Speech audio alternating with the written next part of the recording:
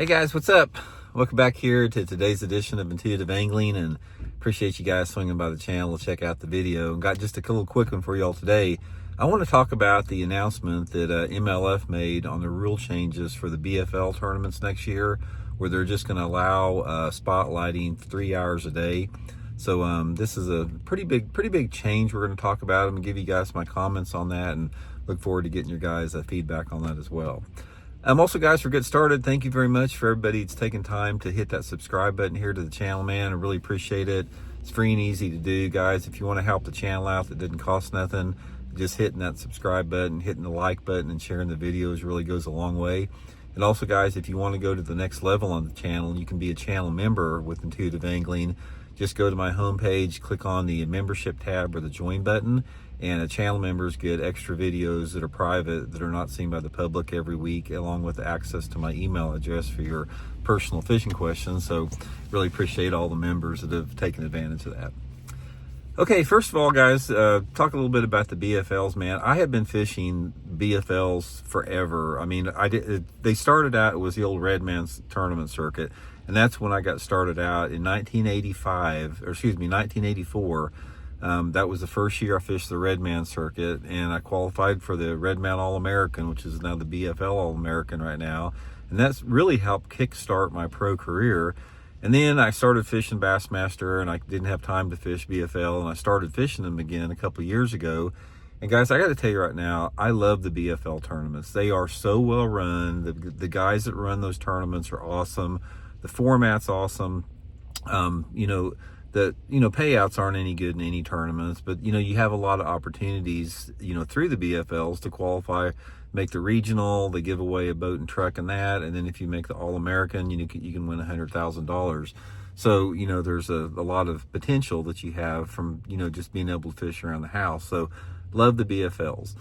Okay, so anyway, they just announced this week that they're going to they're going to limit spotlighting for bass to 3 hours a day. Now let's get into this a little bit on the entire topic. First of all, you guys know my opinion on forward-facing sonar is very well known. I think it should be illegal. I think it should be banned. I don't think it has any part in our sport. And this is a step in the right direction. It's still a half measure. It's like, it's still going to play a big factor in the tournaments. I mean, if you can spotlight for bass 3 hours a day, that's plenty of time to catch your limit. So it's still going to have a major impact in the outcome of the tournament, and they're still going to get, most of the tournaments are going to get won using spotlighting for bass, even though it's only 3 hours a day.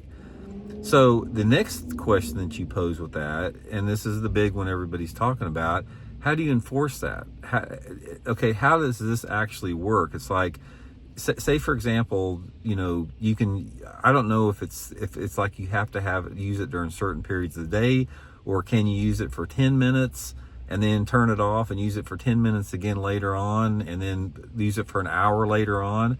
It's like, how do they enforce that? How do you possibly enforce a 3-hour rule? Unless you work it out with your co-angler and you write it down and say, okay, this is when I'm using it, this is when I'm not, this is equal to 3 hours. Now we've got to turn it off or take it off the boat or whatever they're going to do. I think it adds a lot of unnecessary, just unnecessary stuff to worry about during a tournament day. Why can't they just ban it completely? Somebody tell me, guys. Okay, I can list, I can give you a list a mile long about why it should be banned, as far as the legitimate reasons why forward-facing sonar should be banned from tournament fishing. Literally, I can fill a notebook full of it. Nobody can give me one legitimate reason why it should be legal in tournaments. It doesn't, there's no redeeming quality out of it. All it does, it takes the skill out of bass fishing. It makes people, they're able to compete in tournaments that don't have the skill, that could never compete under normal situations.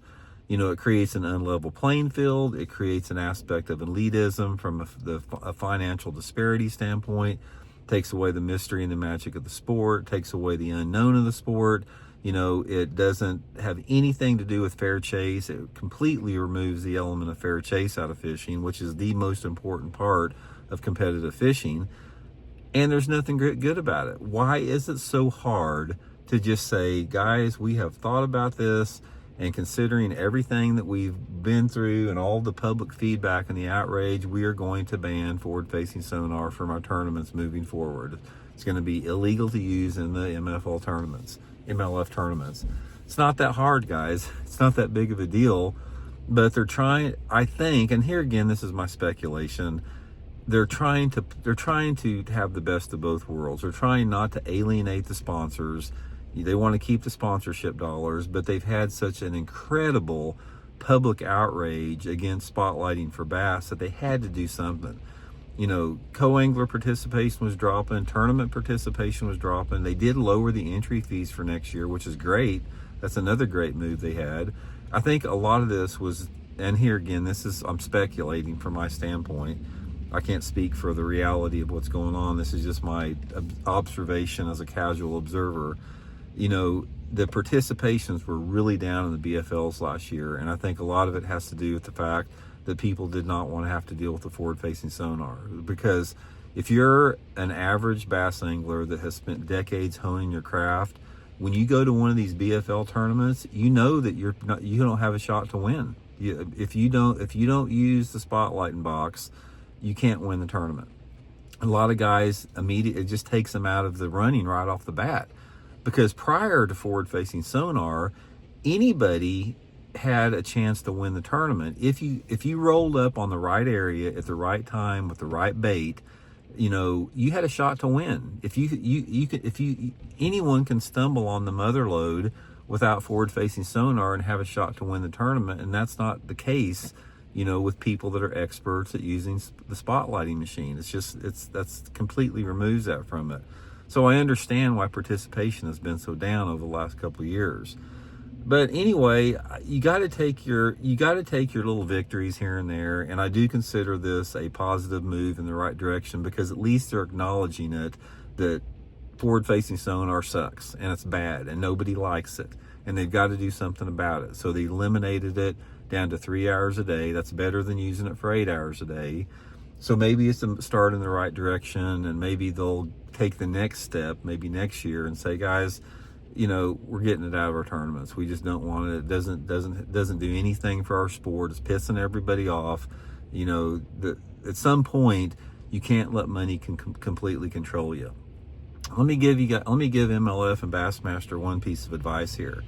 I know, and again, my opinion on this, they're terrified that if they get rid of forward-facing sonar, that it's going to affect their sponsorship, you know, partnership with them.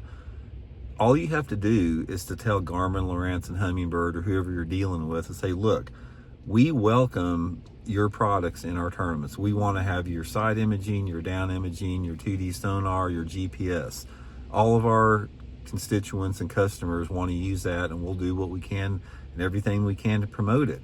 We're just not going to allow forward-facing sonar in our tournaments. You can still sell it to the recreational market if you want to, or whatever, you know, and we'll even maybe advertise it on, you know, forward-facing sonar on our avenues. We're just not going to allow it in tournaments because it removes fair chase. And these guys, these tournament anglers, are supposed to be the best in the world, and they're not supposed to need any electronic aids to catch fish. They're supposed to be good enough to not have to have a spotlight machine show them where to cast to a fish.